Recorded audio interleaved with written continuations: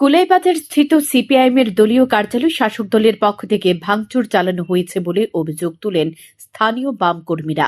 তাদের দাবি, পার্টি অফিসের দরজার তালা ভাঙা, ভেতরে প্রবেশ করে তারা দেখেন ভেতরে চেয়ার, টেবিল ও আসবাবপত্র ছড়িয়ে ছিটিয়ে আছে।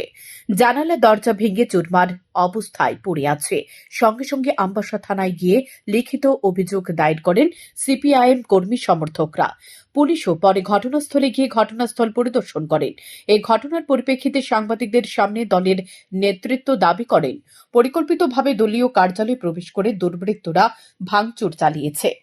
গত দুদিন ধরে তারা সিপিআইএমকে বদনাম করার জন্য চেষ্টা করছে।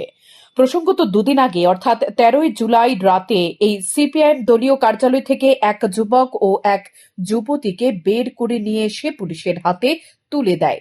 বিজেপি সে ঘটনার পর দাবি করে সিপিআইএম নেত্রীর ছেলে ওই যুবতীকে নিয়ে সিপিআইএম দলীয় কার্যালয়ে অশালীন কাজ করতে প্রবেশ করেছিল।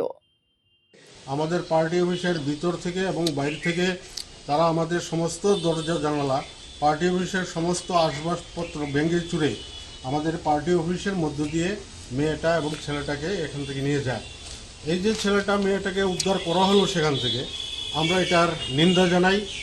আমরা এই ঘটনার আইনত যে শাস্তি তার হওয়া দরকার সেটা হোক।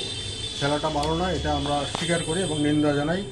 কিন্তু পাশাপাশি আমাদের এই পার্টি অফিস তারা যেভাবে আক্রমণ করেছে বিজেপি, আমরা এটারও নিন্দা জানাই।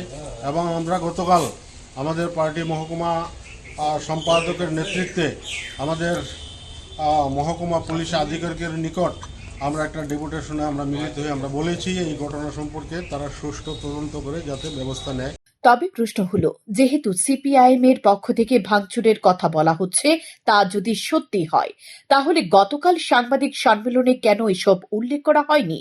সিপিআইএম নেতারা বলেছে তারা ভেতরে অবস্থা জানতেন না, কিন্তু সেটি নিয়ে সংশয় তৈরি হয়েছে সাধারণ মানুষের মধ্যে। দ্বিতীয়ত, পার্টি অফিসের তালা ভেঙে কর্মীরা নিজেরাই কেন ভেতরে ঢুকলেন? আগে পুলিশ খবর না দিয়ে নিজেদের প্রবেশ করা কি স্বাভাবিক? যাই হোক, গোটা বিষয়টি এখন তদন্ত সাপেক্ষ। শান্তন টিভি।